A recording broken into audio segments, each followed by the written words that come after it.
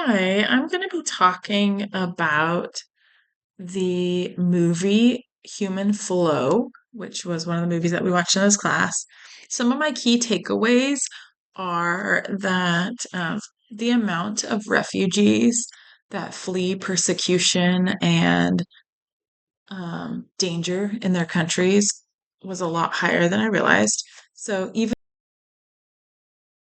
the takeaways I got from the video were that 1 million refugees fled persecution and fled to Greece, but the rest of Europe had closed its borders, so they had no place to go and they had to stay in Greece. But Greece was not financially able to house 1 million refugees.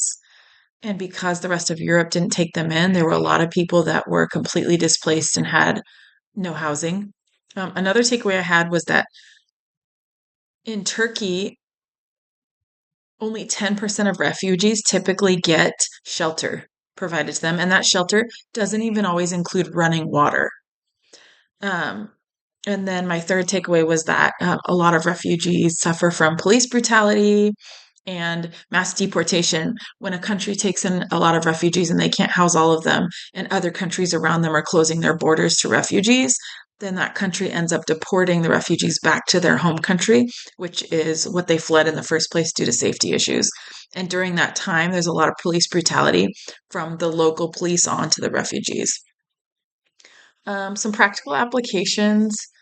Well, so first for current events, the news article that I just posted on the discussion board was talking about North Korea and China. And there is an infinite number of human rights issues, obviously, in North Korea and a lot in China as well that we could talk about. But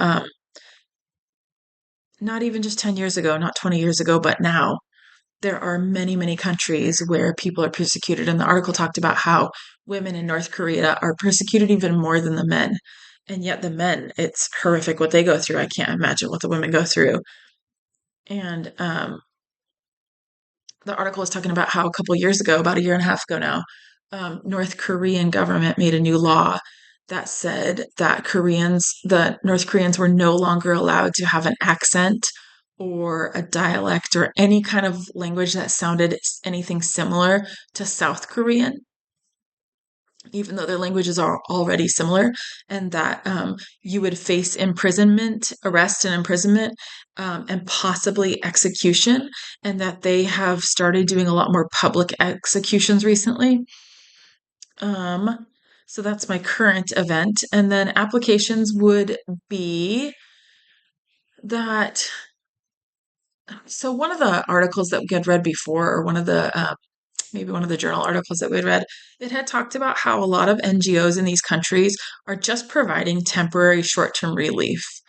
Maybe maybe do a clothing drive or some food or some water, which don't get me wrong are all necessary things, but a lot of them are not providing sustainability or long-term relief.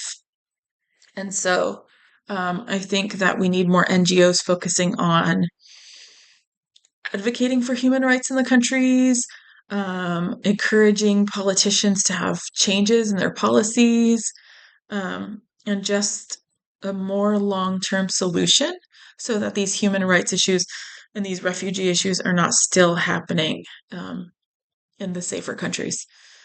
So, probably more advocacy in the countries that are taking in refugees, like the United States or European countries, especially those in Western Europe that take more refugees.